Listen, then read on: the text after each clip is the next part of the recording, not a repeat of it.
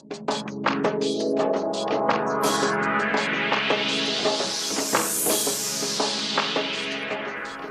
of the most sacred duties that a government can undertake is to be responsible stewards of public money. That's why the annual budget process is one of the most important functions undertaken at City Hall each year.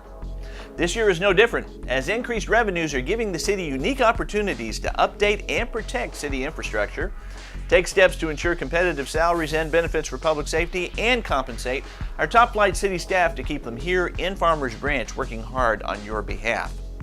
Speaking of working hard, few people have been working harder on this budget than Farmers Branch Finance Director Sherelle Evans-Jones.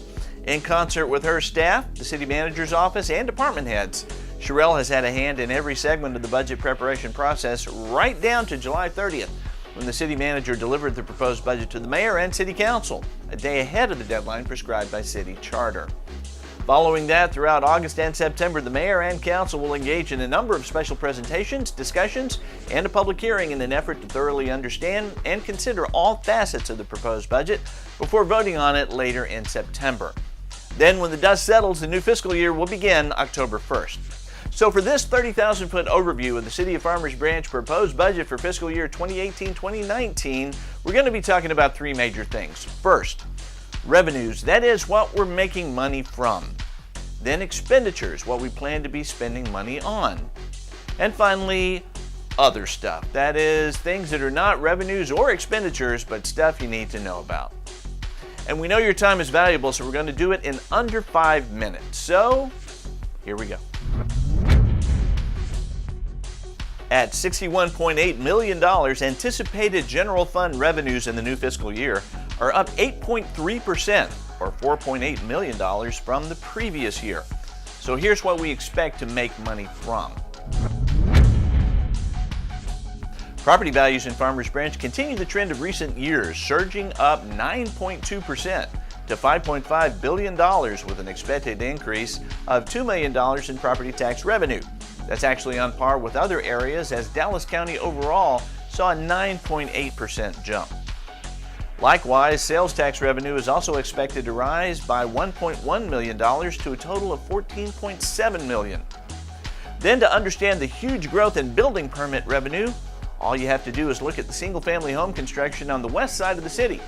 That and continued growth in new construction of apartments and townhomes has building and other related permits projected at $4.9 million. And here's the headline.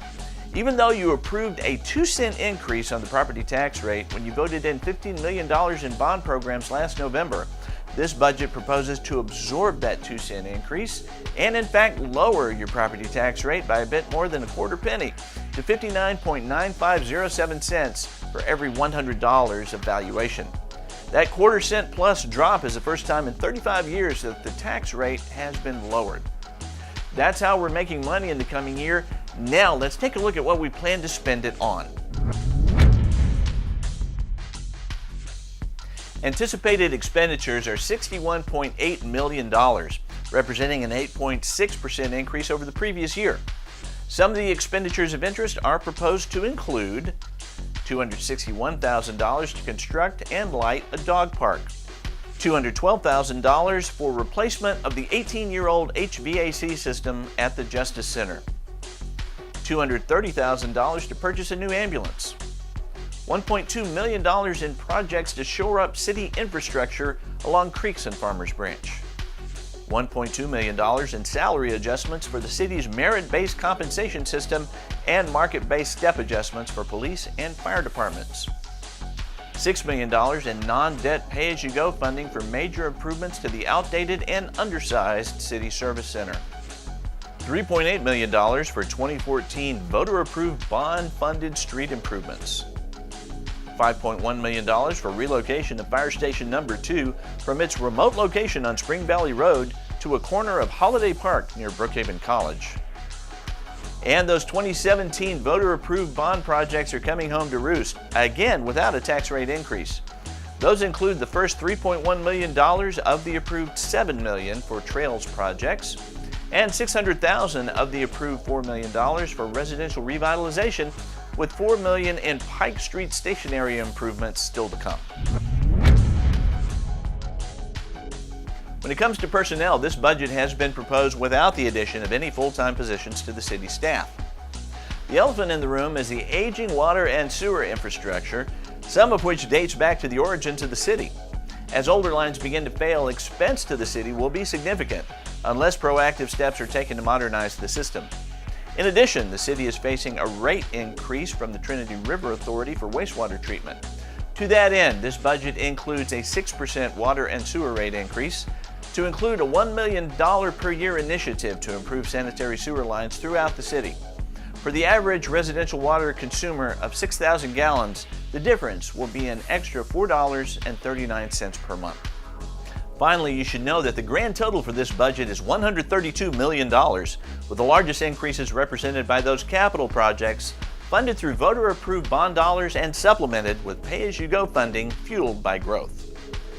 No doubt you have other questions. That's why we've made the budget document super easy to find. Hard copies are available at the Manske Library, Justice Center, and right here at City Hall. Or you can go to farmersbranchtx.gov/budget to access the document online. The Council will discuss the budget during their regularly scheduled study sessions in August and September and in a special workshop. A public hearing on the budget will take place at the Council meeting of Tuesday, September 11th. Finally, the Council will vote on the proposed budget that same night after the public hearing on Tuesday, September 11th. For additional information on the budget process or any city function, visit farmersbranchtx.gov.